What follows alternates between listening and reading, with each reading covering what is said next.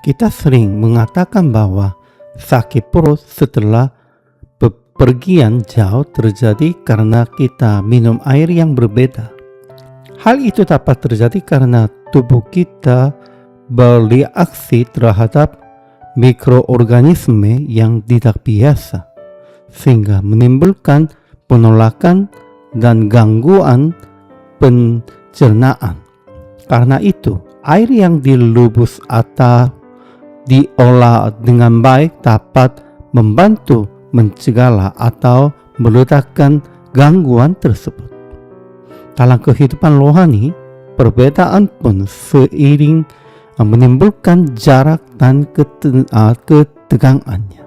Namun, seperti air yang dimurnikan melalui proses pemanasan, hati manusia dapat dipersatukan melalui karya pencucian Roh Kudus yang menyingkirkan segala yang memisahkan dan membarui hidup kita di dalam kebenaran. Dalam doanya, Yesus memohon bagi mereka yang masih tinggal di dalam dunia, mereka yang telah diberikan Bapa kepadanya.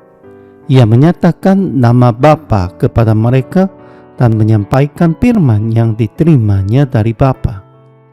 Yesus mengakui bahwa para murid itu pada mulanya adalah milik Bapa dan kini dipercayakan kepadanya. Karena ia akan meninggalkan dunia, ia berdoa agar mereka tetap dipelihara oleh kuasa Bapa, supaya mereka menjadi satu sebagaimana Bapa dan Anak adalah satu. Ia juga memohon agar mereka dipenuhi dengan sukacitanya, hidup sebagai orang-orang yang tidak berasal dari dunia, dan dikuduskan di dalam kebenaran firman.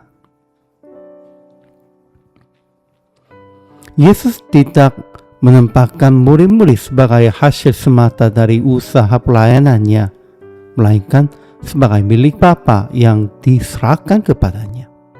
Oleh sebab itu, ia memohon agar Bapa menjaga mereka setelah ia kembali kepadanya.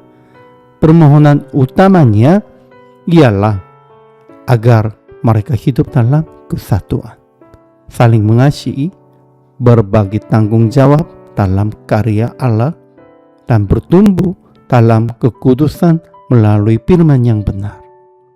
Kesatuan itu bukanlah keseragamaan lahirlah, melainkan persekutuan batin yang lahir dari ketaatan kepada kehendak Allah.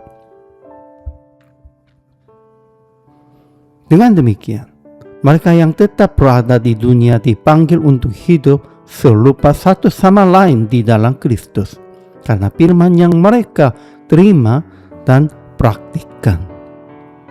Pada zaman itu, masyarakat religius seiring terpecah oleh berbagai identitas. Paris, Saduki, Herodian, pungut cukai, orang berdosa, kaya dan miskin, dan perbedaan-perbedaan itu menimbulkan jarak. Namun, Yesus menyingkapkan bahwa di dalam Allah ada kesatuan yang melampaui segala perbedaan. Ia berdoa agar para pengikutnya dipersatukan dalam kasih dan kebenaran, sehingga melalui kehidupan mereka dunia melihat kekudusan Allah dan memuliakannya. Inilah amanat yang dipercayakan kepada orang percaya. Hidup bersatu di dalam firman, menjadi terang di tengah dunia, dan menghadirkan kemuliaan Allah melalui kesaksian hidup yang kudus.